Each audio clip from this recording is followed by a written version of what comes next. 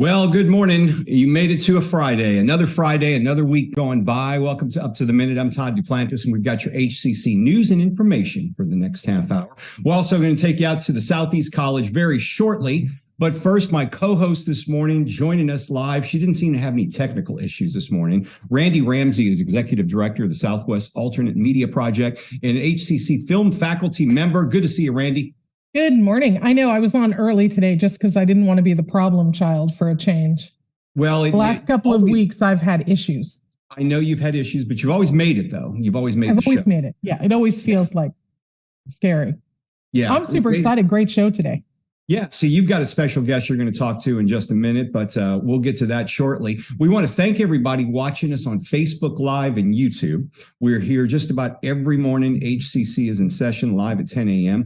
And Randy, they can also catch us anytime in social media. They can watch the show, and we're on HCCTV as well. Yeah, and we're live on the Houston Community College District Facebook page and YouTube. We're also on Twitter, LinkedIn, Instagram, and HCC TV at noon, 5, and 10 p.m. Monday through Friday. Okay, so do you know the next guest that you're going to be interviewing? I don't. I know a lot of people that she's worked with, so I'm super excited. Okay. So it's Film Friday, and the Museum of Fine Arts Houston is launching a Black History Month a little early with a look at African-American women in film. And right now we've got Autumn Johnson joining us. She's the Museum of Fine Arts Houston series programmer, and the series is called Through the Lens of African-American Women. Autumn, thanks for being here. Thank you so much for having me. So we're looking forward to hearing about this program you have coming up and when it kicks off, how people can see the films. Randy's going to be talking with you, and she'll be talking with you in about 10 minutes, so stick around. Okay, we're going to kick things off. Earlier this week on the topic, we featured a number of guests from HCC Southeast College. And right now we've got Dr. Frances Villagran-Glover, who is the president of HCC Southeast College. Good to see you. Good morning, Todd. Happy Friday. How are you doing today?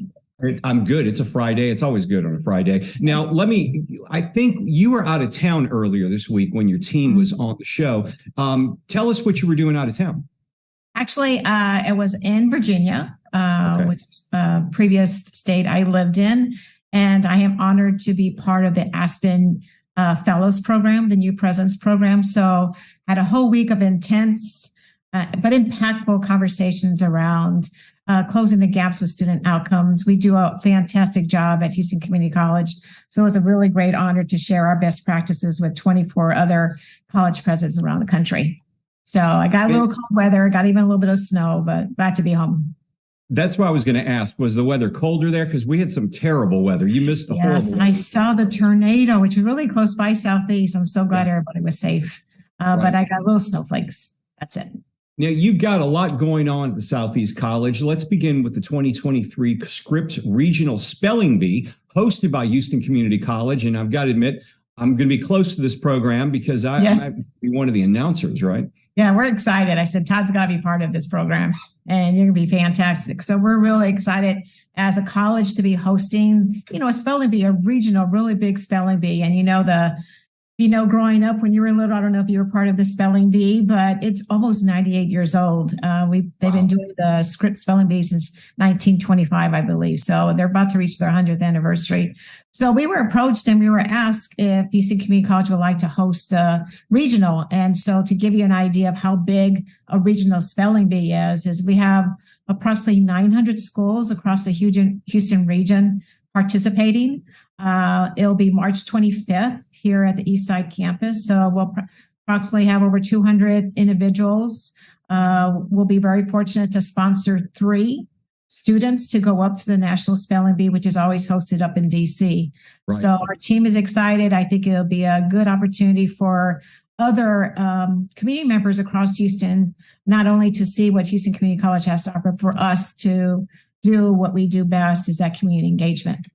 And this is also a partnership, for those who may not know, with PBS as well, because the local PBS is involved, and we're going to be working with them. So I imagine in some shape or form, people will be able to watch this streamed or live or something to that effect. Oh, most definitely. So like I said, it's a big program, and it's a great opportunity to highlight the excellence that our let's see, fourth grade to eighth graders in the Houston area have to do. And so, last year our National Spelling Bee winner was from Texas, from my hometown in San Antonio. So we're hoping, and we're going to be cheerleading on our Houston students too when they go up to DC.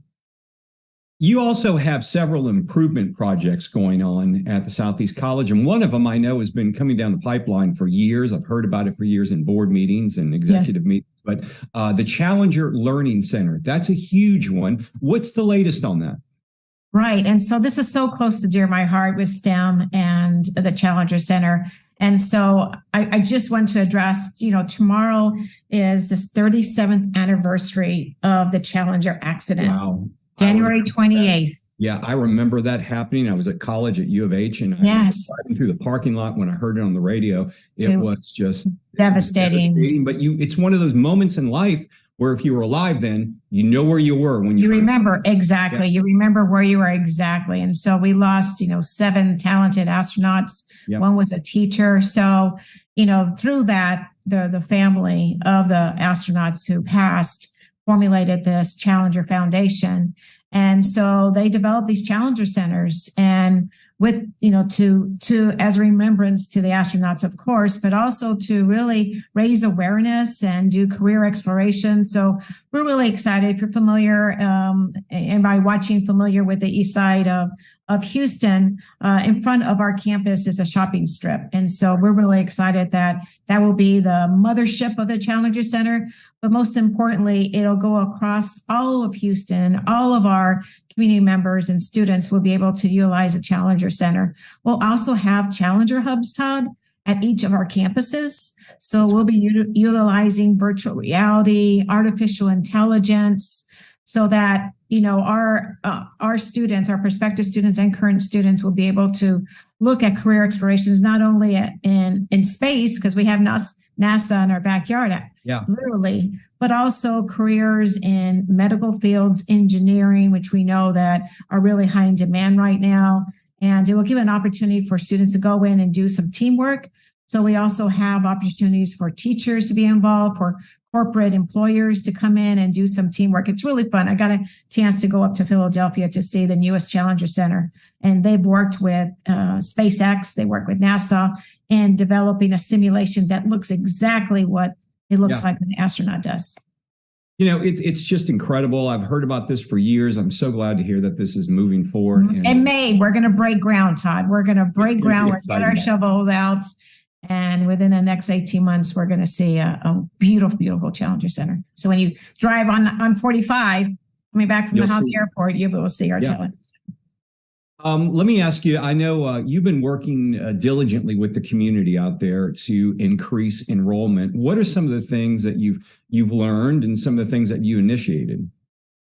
So our team, I'll give credit to my team. I have a fantastic team, and one of the very fortunate things that we have at Eastside, a lot of our employees who work at Eastside actually grew up in the community, so they've got personal investment. Yep. This community is very similar to the community I was born and raised in San Antonio. So, some of the strategies are, just the grassroots efforts, Todd, right? Our website is wonderful, the information we give out, our social media aspects, but really going into the neighborhoods. And so we've been really talking to community members. We've been involved with, some nonprofits with, some engagement activities. And what I found is, some of the strategies of the grassroots are really working for us. Our students are excited to come back to campus. And we want to create a campus that has that sense of belonging. We're the only campus that has a dedicated student life building. And so we incorporate a lot of the support services within that. We have a wonderful, a gym, a fitness center. We have a meditation room. We have a food pantry, what we call like a food market, kind of like a mini HEB.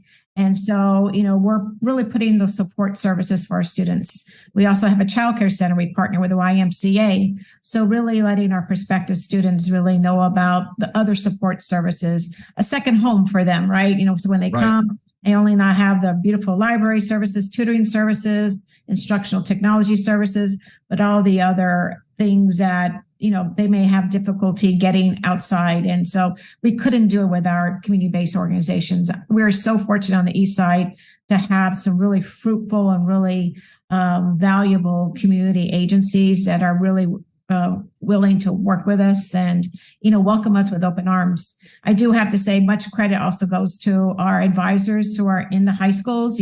As you know, our board really invested a lot of money into that. So all the high schools, at HCC, we have an HCC presence, and that's making a valuable difference as well. Since I've been at HCC and I've been here a little over 10 years, one thing I've seen the college do is really step up to not only educate our students, but to make sure they're prepared going in to be educated or learning, because you need to have the child care. You need to make sure you have food security. You need to make sure you've got gainful employment, and it seems like we have those wraparound services to really help our students. Yeah, we're like I said, we're very fortunate to partner with our community-based organizations. We're not a social service agency, but with the partnerships we do have with the food bank, our Chamber of Commerce, all the nonprofits, Baker Ripley, all of those, successful partnerships that are out there for our community really makes a difference. I've got about a minute left, but I know since you've been on board at HCC Southeast College, you've been transforming the family, the community into a family. Tell us a bit about that real quickly. Well, really, I truly believe, and a lot of us here, right, at HCC believe, not when we enroll a student, we not only enroll a student, we enroll the whole family. Yeah. And a lot of times, a lot of circumstances, the family also says, mom and dad may say, oh, I didn't know that I could, be a PNC operator, or these are some new careers. And as you know, Todd, in this industry, especially in Houston, there's so much opportunity for folks to reskill, to change careers, and we provide them those resources. Yeah. So, when I welcome a student on campus, I also welcome their parents, their cousins, their kids. And I love seeing when kids come to our campus, because I ask them, well, when you come to HCC, what do you want to study? So it's always fun to be here. Every day is such an honor, and every day is exciting to be here. It's always good to see you, Dr. Frances Villagran-Glover, president of HCC Southeast College. Welcome back to town. We got some good work for you. Yeah, and Thank we you, appreciate Todd. you being here. We'll talk to you soon. Have an awesome weekend. Bye, guys. Bye. All right. As I mentioned, it's Film Friday as well. And Randy, you've got a special guest from the Museum of Fine Arts. I do. I'm super excited to welcome Autumn Johnson, Museum of Fine Arts Houston series programmer. And you're the programmer for Through the Lens of African American Women, a new series that's starting up at MFAH. So welcome. Thank you so much for having me. I'm so excited that you're here because it's rare that I get to talk to people about up and coming African American filmmakers. Like, I was a huge fan last year of Nanny, which was amazing. And, if you had seen Flowers, then anyway, we'll get into it. So I'm really looking forward to hearing about this series. I'm really looking forward to seeing it. So before we get to that, though, tell us a little bit about yourself. Yeah, of course. So I am a recently graduated graduate, I guess. It's just so new and fresh from the University of Houston. I studied a double major in both media production and English literature. So I did a lot of reading, a lot of watching movies, and that's really what I enjoyed. I did an internship with Marion Luntz, the curator of the film department over at the Museum of Fine Arts Houston this previous summer, so summer 2022. And I just really enjoyed everything I got to delve into and all the resources I was exposed to. And then I also have done some work with Houston Cinema Arts Society, as I also interned with them, and I currently work with them as well.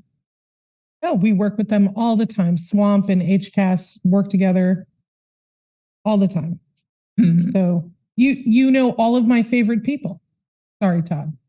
Yes, of course. And it's a strong and loving community. So I've loved being a part of it. Yeah, our film community can feel small, but yet I've not met you before. So I'm super excited. I'm always excited to meet somebody in the film community that I haven't gotten to talk to yet. So how did you end up at MFAH? You went from an intern to a programmer? So it is just like a small, temporary contract role, I guess you could say.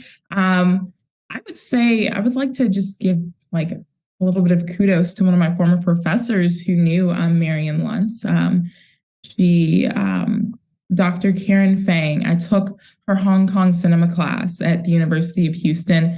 Of course, I was really enjoying it. And she sent an email saying the MFAH was looking for interns, specifically for the film department. I was like, well, this is perfect. I love the museum. I like film. Let me try it out. And I interviewed. And then during the process of like that entire summer, just looking at films, helping Marion out with some programming selections, I really just saw this film titled Alma's Rainbow, which is actually a part of the program, and said, I really enjoy this film. But what I was even more intrigued by was the director herself, Ayoka Chinzira. And I was just like, wow, she was the first African-American woman to produce a film in America, which is just very shocking to me because I had never heard her name before. So that just led me down this rabbit hole while I was in the office, just looking into all the African-American filmmakers who I perhaps had never heard of outside of what was like more commonly seen, you know, the Medea films, Tyler Perry, Jordan Peele. Ava DuVernay, you know, DuVernay. Course, I mean, you know, and Oprah, but there's an entire rich history of African-American female directors that are not well known, but brilliant and powerful. So you sparked the thought for this series?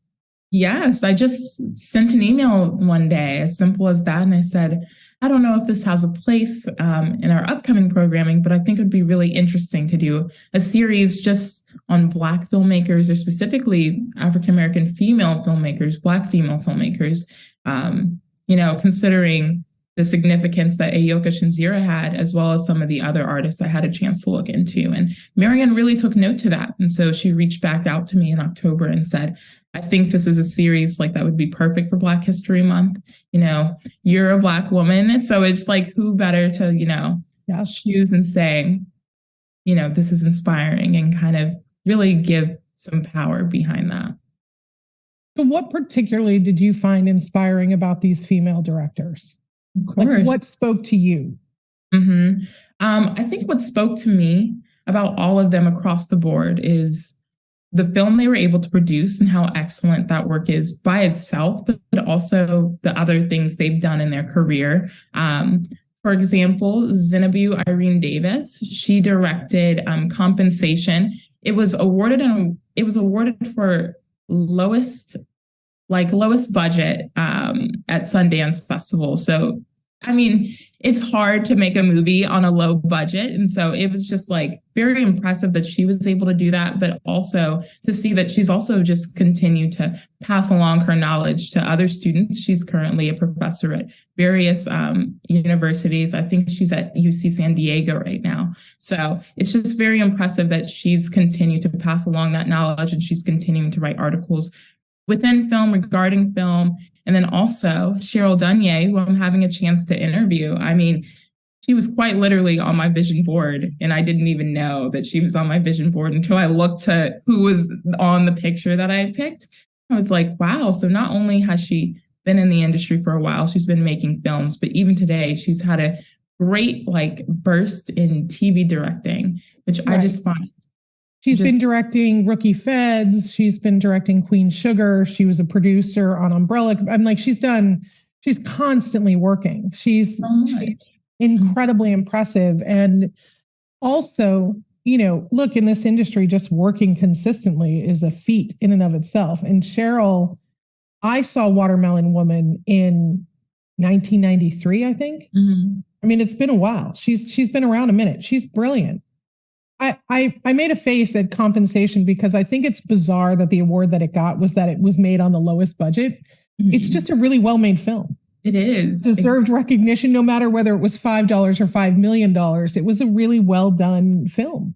So I'm glad that it got noticed. So of these, which is your favorite? Of all of these, I know it's hard to pick. It's like having a favorite child. I would say probably Compensation, because I love the artistic direction that Davis was able to take. I mean, the film is absolutely beautiful. And the fact that, again, she was able to do it on such a low budget, it's incredibly impressive to me. I also feel like she aligns a little bit with like the academia respects of film. So I'm just like, I just love and adore her. But Cheryl's, I also love. I would say it's pretty even between Compensation and the Watermelon Woman in their own regards. So you got to interview Cheryl Denier, which I think is jealousy, so jealous. If you could pick one up and coming Black female director that you could talk to, that you think really represents this whole burgeoning class of women, who would that be? I know that's a hard question. Yeah, that's a hard question. I also have not had the chance yet to interview. It's a live Q&A that we're doing. So the guests, if they do attend this program, they'll have a chance to ask Cheryl some questions too. I will say, like, for the past 3 months, I've been like excited to talk to Cheryl. So I think she's a great representation, especially like looking at her current work, her past work. I don't have another answer outside of that, just because my mind has been hyper focused on getting the chance to talk to, such an influence. Look, I think it's a great answer. I think she's remarkable. I want to thank you so much. Remind us again, it's all month. It's all through February. No, it is February 3rd through 5th. So we have one screening on the 3rd of the Friday, and then 2 screenings that Saturday, and then 1 screening on Sunday. For some reason, I thought it was spread out over a couple of weekends. So I'm excited because I'm in town. So I'm really looking forward to it. Autumn, thank you so much for being here. Give Marion over at the MFAH all of our love. We just love Marion Luntz to death. And thank you for sharing all of your insights. I'm super excited to see it. Yes, thank you so much for having me.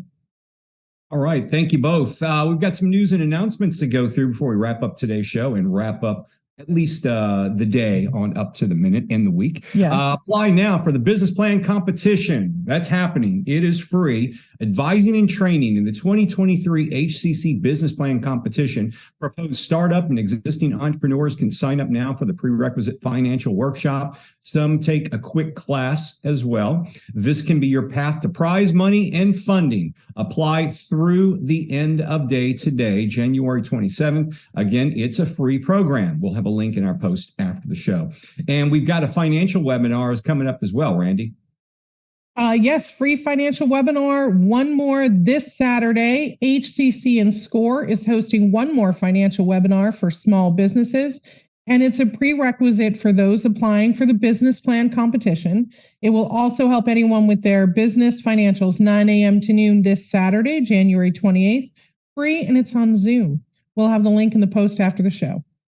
Okay, looking to make some extra cash while you're going to college to help you pay for things or maybe pay the rent? Well, eligible work-study students can register to attend a Path to Profession job fair to secure part-time student work. Coming up next week are 10 a.m. to 2 p.m., Monday, January the 30th at HCC Southeast College, and also 10 a.m. to 2:30 p.m., Tuesday, January 31st, at Northline with the Northeast College. Check our post after the show, register, and you can go check out the jobs that are available for you. Mental Health 101. Everybody could use a little mental health guidance. Gosh knows I certainly can. Offered by the National Alliance on Mental Illness and HCC. This provides a basic understanding of common mental health challenges and symptoms. It will also discuss statistics related to identification, treatment, and recovery. Noon to 1:15, Wednesday, February 8th. It's virtual, guys. You can attend from anywhere. This session is open to all HCC students, faculty, and staff, as well as their circles of support. So just, log in and check it out. Information in our post after the show to register. If you've experienced any type of income loss since 2019, many of us have because of job hours being cut, maybe your job was lost in the pandemic, well, you can have your financial aid adjusted to benefit you. Make sure you check out the special circumstances page on the FAFSA page. We'll have a link in our post after the show, and you can check that out. Also, spring 2023 registration is still open. They're shorter sessions, Randy, but you can still get some hours in with Second Start and other shorter programs. That's right. And you can still 5 ways to learn: online anytime, online on a schedule, hybrid, in person, and hybrid lab. To learn more about HCC programs, start date, options, to cover the costs, hccs.edu/apply. Get on there today. Okay, so on Monday's show, we got kind of a cool situation. HCC's own Diana Barrero Burgos, she's a former pageant winner from Columbia. She's the communications director at HCC Southeast College. Well, she has an in with Miss Universe. You know the Miss Universe that they just crowned? I saw her at the Filipino Festival when I was there earlier in the year when she was just heading out to compete. She is spectacular, smart and funny, really literate, terrific. Yes. And so Diana actually worked coaching with her. So she's going to be on the show on Monday to talk about her experience. I think she was in New Orleans for the Miss Universe pageant as well with the new winner. So, and later next week, we'll have Up to the Minute. We'll continue to host our presidents on the show. Dr. Zachary Hodges of HCC's Northwest College. You might know him. He'll be on the show. He's been around forever, you know. I know, but I never meet anybody important. Okay. Just you, Todd. But maybe maybe there's a reason for that. I don't know. Well, because they never know what I'm going to say. It's just like you start Friday mornings with fear. I know. Yeah, that's what we do. Anyway, Dr. Zach Hodges will be on the show next week. He's always a great guest. All of that and more. Randy, have a good weekend. We'll talk next week about that little salt gun where I can get one. Okay, so we can shoot. I'll send you a link. It's super We're not fun. talking a real gun, folks. We're talking a gun that shoots salt to kill insects. It's brilliant. I got to get one. It's literally called a bug assault gun. There you go. It's hilarious. If you have a man in your life, this is a good Father's Day gift. Yeah. Hint, hint. All right. Thanks, folks. Have a great weekend. We'll see y'all next week on Up to the Minute. Okay. Bye, guys. Have a great day.